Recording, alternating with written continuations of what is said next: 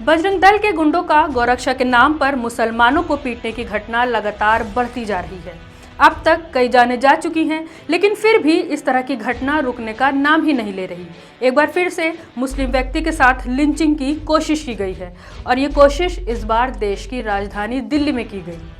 जी हाँ, दिल्ली के गाजीपुर मंडी के स्लॉटर हाउस से गोश्त लेकर वापस जाते हुए फारूक और उसके दो साथियों को बजरंग दल के गुंडों ने घेर लिया और उनके साथ बुरी तरह मारपीट की, जिसमें फारूक की हालत गंभीर है।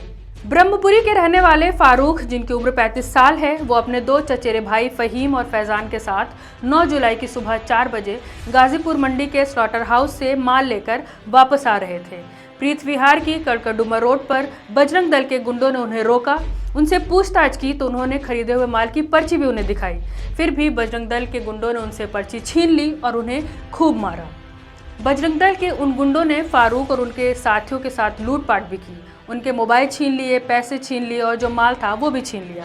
उन्हें मजहब विरोधी गालियां दी, जय श्री राम के नारे लगवाए और इन सब की वीडियो बनाकर खुद ही सोशल मीडिया पर डाल दी। वो वीडियो हम आपको यूट्यूब गाइडलाइन की वजह से यहाँ पर नहीं दिखा सकते, लेकिन आप हमारे मिल्लत टाइम्स के ट्विटर अकाउंट पर उन वीडियोस को देख सकते हैं।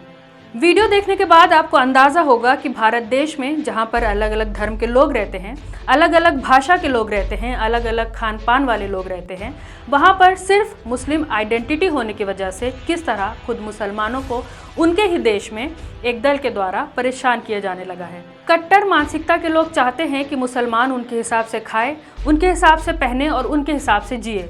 ये लोग चाहते हैं कि धर्म का पालन करने की जो आज़ादी है, खाने पीने की जो आज़ादी है, वो मुसलमानों के लिए खत्म कर दी जाए।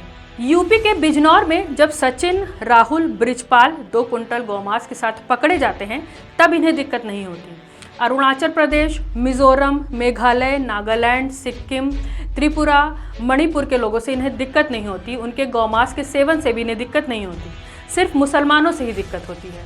मुसलमानों पर लगातार हो रहे इस तरह के हमलों से अब लगने लगा है कि आने वाले वक्त में इस देश में मुसलमानों का होना ही उनके लिए सज़ा बन जाएगा। मैं हूं रुबा अंसारी और आप देख रहे थे मिल्लत टाइम्स। इस तरह की घटना पर आपकी क्या राय है, आप क्या सोचते हैं और भविष्य में मुसलमानों की जो दशा है वो भारत में कैसी होगी, आपको क्या लगता है, हमें कमेंट करके ज़रूर बताएं।